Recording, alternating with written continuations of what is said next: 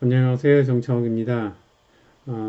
오늘은 물살이 강한 바람보다 속도가 10배 느려도 10배 이상 위험한 그 이유에 대해서 말씀드리겠습니다. 지금 화면에 나온 사진은 3일 전에 포항에서 일어난 침수 사고 현장입니다. 하천에 물이 범람해서 아파트 지하 주차장으로 급격히 밀고 들어갔습니다. 예, 우선 강풍, 센 바람이 미는 힘이 속도의 제곱에 비례한다. 그래서 풍속이 2배 되면 미는 힘이 4배가 된다는 것을 먼저 설명하겠습니다. 사진은 10년 전의 사고 현장인데요. 시속 214km, 초속 60m의 강풍이 불어서 쓰러진 5톤 탑차의 사진입니다. 화물도 대충 5톤 실었다고 하면 10톤이나 되는 큰 차도 강풍에 이렇게 쉽게 넘어갑니다. 자, 우선 뉴턴 운동 방정식에 대해서 간단히 얘기를 해보겠습니다. 자, F 이퀄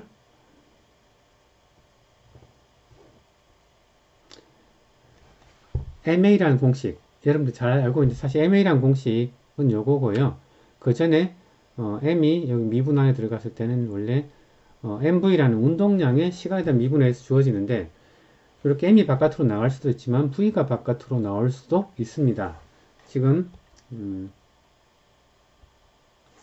자, 질량을 가진 공기 입자가 탑차에 부딪히는 모습이 되겠는데요. 비슷한 경우가 또 예, 질량을 가진 연소가스가 아래로 뿜어지면 로켓가 위로 추진이 됩니다. 즉 VDMDT라는 형태가 힘을 준다는 것을 알 수가 있습니다. 자, 초속 50m의 바람이 지금 이렇게 탑차 옆면을 때립니다. 그러면은 0에서 1초 동안에 이 탑차의 옆면과 충돌하는 공기는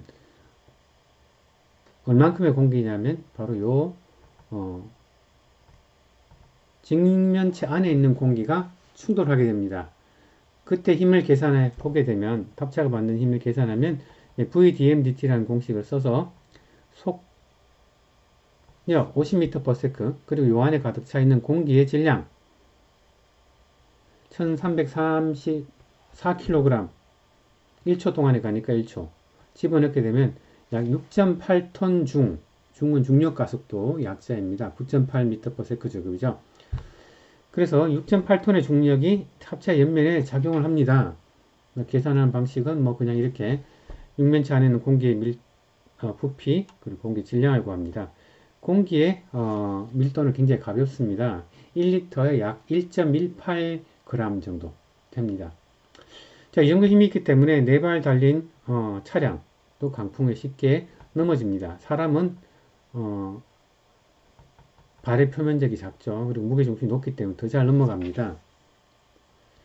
자, 그러면 풍속이 절반이 되면 풍력이 4분의 1로 감소합니다. 왜 그러냐면 바로 이 부분입니다. 여기에도 V가 들어가고 여기도 V가 들어갑니다. 그래서 곱해지기 때문에 속도가 절반을 줄어들면 풍력이 4분의 1로 줄어듭니다.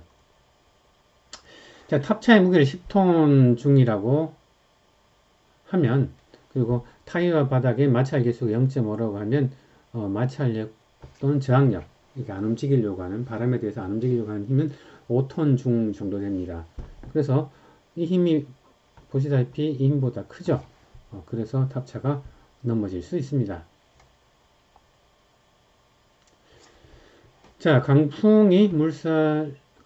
강풍보다 거센 물살이 10배 이상 느려도 10배 더 위험한 세 가지 이유 중에 한 가지는 바로 물의 밀도가 공기보다 약 1000배 가까이, 정확하게는 850도, 50배 정도 크기 때문입니다.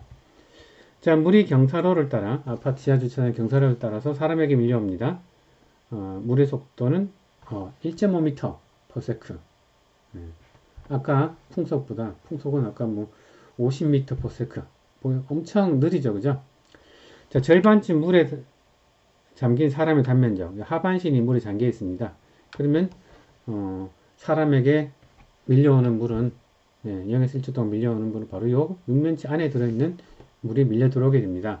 자, 사람이 받는 힘을 VDMDT로 역시 계산하게 되면 물의 속력, 그 다음 여기 안에 들어있는 물의 부피는 대략 1000kg 정도 됩니다. 900kg. 그래서 사람이 받는 힘은 140kg 중 정도 힘을 받습니다. 이것이 몸무게 70kg 중인 사람의 옆면에 작용하니까 이거 버티기가 힘들죠. 힘이 벌써 큽니다. 자세한 방법은 이렇게 부피 곱하고 물의 질량 구하면 되는데 핵심은 바로 이 밀도가 850배 더 커졌다는 데 있습니다.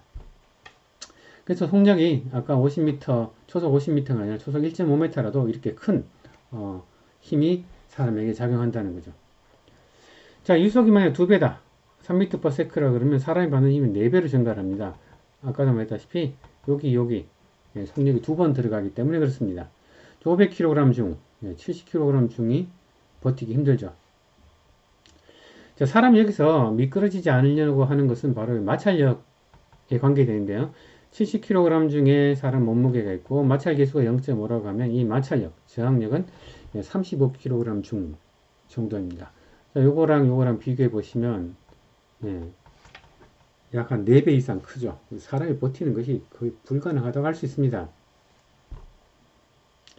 자, 첫 번째는 이렇게 물의 밀도가 850배 크기 때문에 속력이 10배 이상 느려도 물살이 훨씬 더 바람보다 큰 영향을 준다는 거죠.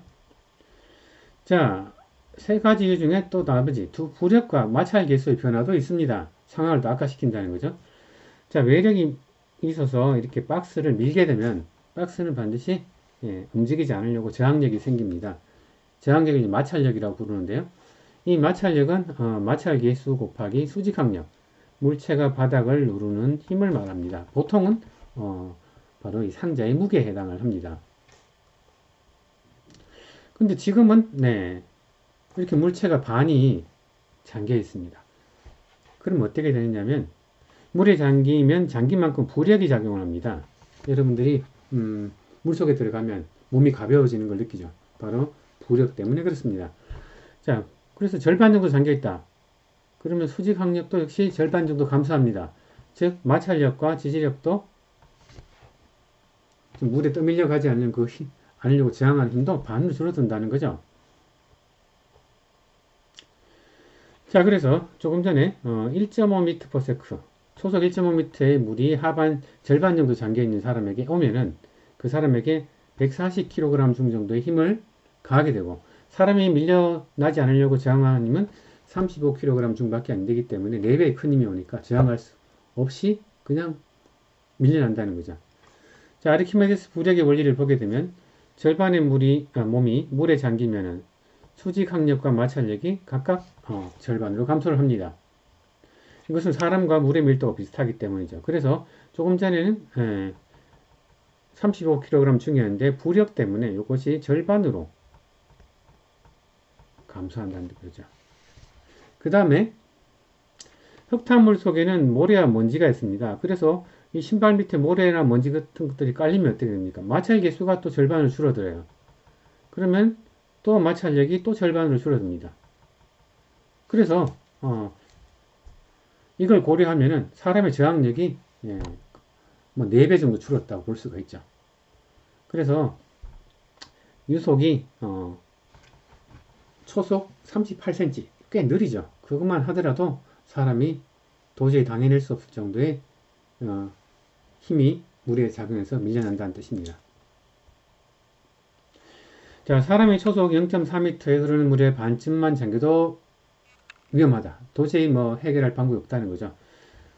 자, 그 다음에 이렇게 일반적으로 물의 속력이나 바람의 속력이 2배로 증가하면 4배 더 위험해진다. 그냥 2배 위험해진 정도가 아니라는 걸 꼭 기억하시고요. 자, 느리게 흘러도 물이 더 위험한 이유는 뭐냐면 밀도가 1000배 정도 크다. 그리고 물에 잠긴 신체의 부위만큼 부력이 발생한다. 즉 부력이 발생해서 마찰력, 사람이 안 미끄러지려고 한 저항력이 감소한다는 뜻이죠. 자, 흙탕물 속에 진흙이나 모래가 신발 밑에 깔리게 되면 마찰 계수가 감소합니다. 그래서 여전히 더 잘 미끄러지게 되는 거죠. 여러분들이 바닷가 갯바 위에 가면 어떻게 됩니까? 굉장히 잘 미끄러지죠? 수초가 신발과 바위 사이에 끼어서 마찰 계수를 줄여주기 때문에 그렇습니다. 자, 지하주차장으로 이렇게 물이 범람해서 들어오게 되면 여러분들이 알고 있는 운동에너지 그리고 중력 위치에너지 변환 관계에서 중력장에서 물이 3m 한 층 정도 높이죠. 떨어지게 되면 속력은 2 곱하기 9.8 곱하기 3 상당히 빠릅니다. 한 6에서 7 초속 6에서 7m 정도 됩니다. 그래서 지하주차장에 물이 들어오면 굉장히 위험하다는 거죠. 물의 속력이 빨라지기 때문에. 그 다음에 흙탕물 마시면 어떻게 됩니까? 사람이 정신을 잃게 되죠. 그리고 지하와 같이 어두운 곳에서는 사람들이 판단력이 흐려지기 때문에 또 위험해지게 됩니다. 네, 지금까지 간단히 설명을 해보았는데요. 이렇게 간단한 물리를 알게 되면 위험도가 잘 이해가 돼요. 그래서 내가 어떤 상황이 닥쳤을 때 어느 정도 위험한가를 빨리 판단해서 재난으로부터 더 빨리 피할 수 있을 겁니다. 감사합니다. 네, 마지막으로 이번에 안타깝게 희생되신 모든 분들의 명복을 빕니다.